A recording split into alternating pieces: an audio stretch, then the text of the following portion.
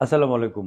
আপনার মোবাইলে যদি কোনো কল আসে, এই কলগুলোর মধ্যে ২ টা নাম্বার থেকে যদি কল আসে, যদি আপনি রিসিভ করেন, তাহলে কিন্তু আপনার মোবাইলের যাবতীয় তথ্য একটা হ্যাকার চক্র নিয়ে নেবে। আপনি টের পাবেন না।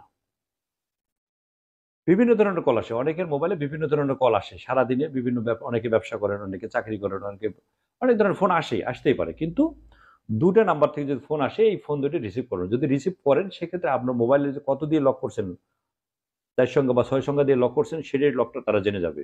ইভেন আপনার মোবাইলে যদি প্যাটার্ন লক থাকে সেটাও তারা জেনে যাবে। কত দিয়ে প্যাটার্ন, কি প্যাটার্ন করেছেন সেটাও তারা জেনে যাবে।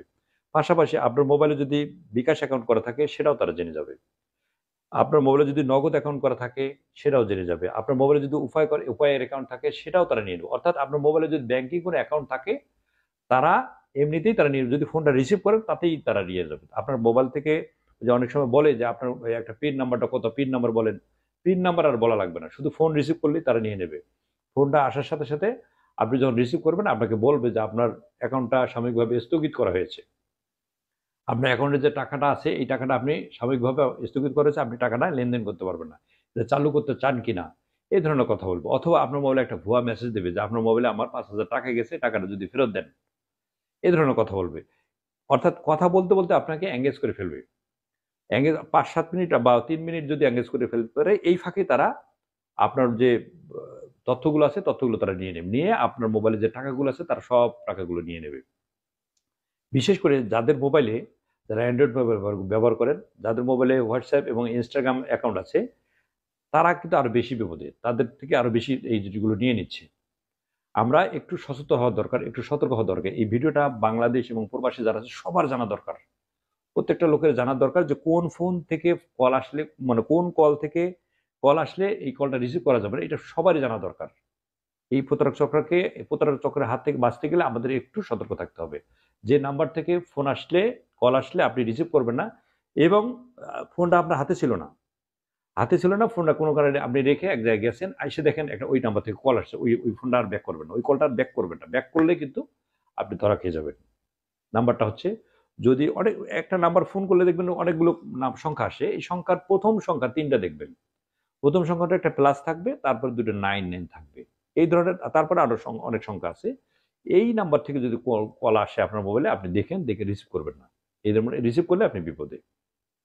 পরবর্তীকালে যদি আপনি এটা ব্যাক করেন, রিসিভ করতে পারলেন না তাৎক্ষণিক, পরবর্তীকালে ব্যাক করেন, সেক্ষেত্রে আপনি বিপদে পড়তে পারেন। আরেকটা নাম্বার হলো, সেম একই জিনিস, অনেকগুলো সংখ্যা থাকবে, তার আগে সর্বপ্রথম লাগিয়ে দেবেন প্লাস, তারপর দেখবেন 92, অর্থাৎ +99 এবং +92, এই ২ টা সংখ্যা সামনে থাকবে। এই ২ টা সংখ্যা প্লাসের পরে এই সংখ্যা 99 এবং 92 যদি থাকে, এই ধরনের নাম্বার থেকে যদি ফোন আসে, কখনোই এই কলটা আপনি রিসিভ করবেন না। যদি রিসিভ করেন সেক্ষেত্রে যে বললাম, আপনার মোবাইলের যাবতীয় তথ্য তারা নিমেষের মধ্যে নিয়ে নেবে। আপনাকে ফিড নাম্বার দেওয়া লাগবে না। আপনার বলবে না এই যোগ করেন, সেই যোগ করেন, কোনো কথা বলা লাগবে না। শুধুমাত্র মোবাইলে কথা বললে, এই কথা বলার ফাঁকে, ফাঁকে তারা এটা নিয়ে নেবে। যারা দোকানদার আছেন, যারা এই যে ব্যাংকিং ব্যবসা যারা করেন, ওই নগদ, বিকাশ, উপায় এই ধরনের যারা ব্যবসা করেন, তাদেরকে এই ধরনের প্রথমত এই ধরনের কথা বলবে যে, "আপনার মোবাইলটা স্থগিত করা হয়েছে। একটা মোবাইলে একটা মেসেজ গেছে। আপনি টাকাটা ব্যাক করে দেন। আপনি এই নাম্বার থেকে একটা ফোন দেন, একটু ফাঁকে যান।" এই গত পরশুদিনের একটা ঘটনা, আমার থানায় আসছিল একজন, সেম এক কাহিনী। অনেক কাহিনী আমরা শুনে আসছি, কিন্তু এখন এই যেটা হচ্ছে এটা নতুন একটা কাহিনী। নতুন একটা হ্যাকার চক্র এই এই মানে এই কাজটা তারা করে আসতেছে। নতুন একটা হ্যাকার চক্র এই কাজটা করে আসতেছে যে, এই আপনার পিন নাম্বার দেওয়া লাগবে না। শুধুমাত্র ফোনে কথা বললেই হবে, অথবা তার ফোনটা রিসিভ করলেই হবে, অথবা পরে যদি আপনি ডায়াল করেন সেক্ষেত্রে আপনার সমস্যা হবে। কাজেই আমি মনে করি বাংলাদেশ এবং বাহিরে, দেশের বাইরে যারা বাংলা ভাষাভাষী মানুষ আছেন, আমি তাদের কাছে বিনীত অনুরোধ থাকবে, যারা মোবাইল ফোন ব্যবহার করেন, অবশ্যই, অবশ্যই এই জিনিসটা অবশ্যই সবাইকে শেয়ার, নিজে তো করবেনই। পাশাপাশি আপনি এই ভিডিওটা শেয়ার করে দিবেন, যাতে আপনার শেয়ারের মাধ্যমে আপনার ফেসবুকে অনেক ফ্রেন্ড আছে। তারা একটু জেনে গেল, তারা আপনার মাধ্যমে উপকার হলো। আপনি বাইরে থাকেন, বাড়ির বাইরে থাকেন। আপনার ফ্যামিলির যারা সদস্য, তারাও আপনার সদস্য, তাদেরকে আপনি শেয়ার করলেন। যদি মোবাইল না থাকে, কারো কাছে যদি শুনে থাকেন এই গল্পটা, যদি কারো কাছে শুনেন, সেটাও একটু চায়ের দোকানে একটু আলোচনা করলেন। একটু বন্ধুদের সাথে আড্ডা করতেছেন, এই গল্পটা তাদের সাথেও শেয়ার করবেন। সহজ একটা জিনিস। সহজ একটা কথা, এই কথাটা জাস্ট একটু শেয়ার করবেন। তাহলে আপনার শেয়ারের মাধ্যমে সেটা মোবাইলেও শেয়ার করতে পারেন, মুখেও শেয়ার করতে পারেন। তাহলে হবে কি? আপনার এই শেয়ারের মাধ্যমে, মুখের কথার মাধ্যমে অথবা মোবাইলে শেয়ারের মাধ্যমে তার একটু উপকার হবে।